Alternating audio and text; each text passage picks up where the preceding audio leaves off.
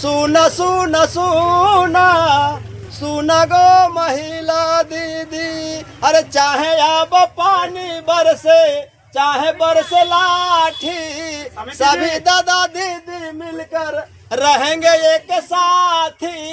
जब ना सहेंगे अत्याचार ये दीदी, लड़ेंगे जीर जीदी।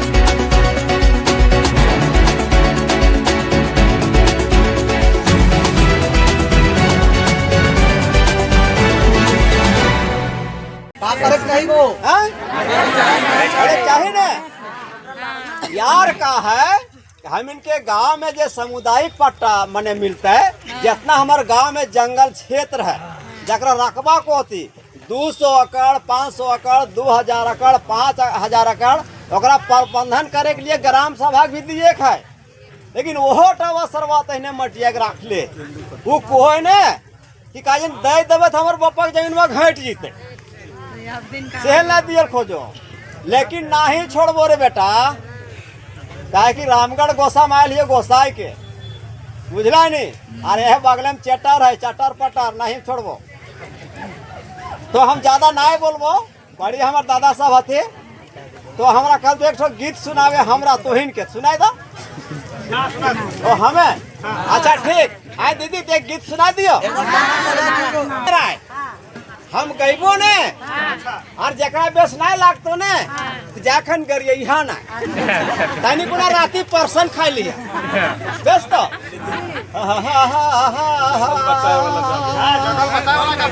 अरे जागा जागा जागा जागा गो महिला दीदी, बेटा छवस ना आए भेत तो एक के पैटी रोकिन भूला जी।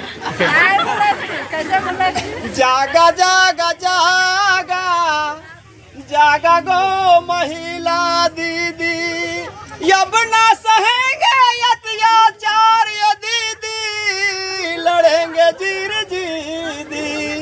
लड़भग ने जागा जागा जागा जागा गो महिला दीदी, कैसे?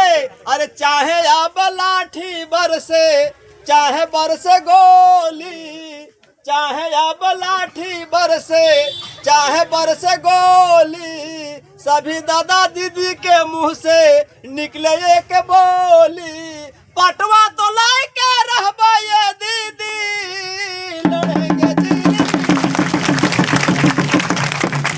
जागा जागा जागा गो महिला दीदी, सुना सुना सुना सुना गो महिला दीदी, अरे चाहे अब पानी बरसे चाहे बरसे लाठी, सभी दादा दीदी मिलकर रहेंगे एक साथी। जब ना सहेंगे अत्याचार ये दीदी, लड़ेंगे जीर जीदी। जागा जागा जागा जागा गो महिला दीदी, अरे चाहे अब गोली बरसे चाहे बरसे पानी, सभी दीदी मिलकर हम लोग चलेंगे राजधानी, वहाँ जाके सुने भाई कहानी दीदी, पटवा दे रे बेटवा। जागा जागा जागा जागा गो महिला दीदी, सुना सुना सुना सुना गो महिला दीदी।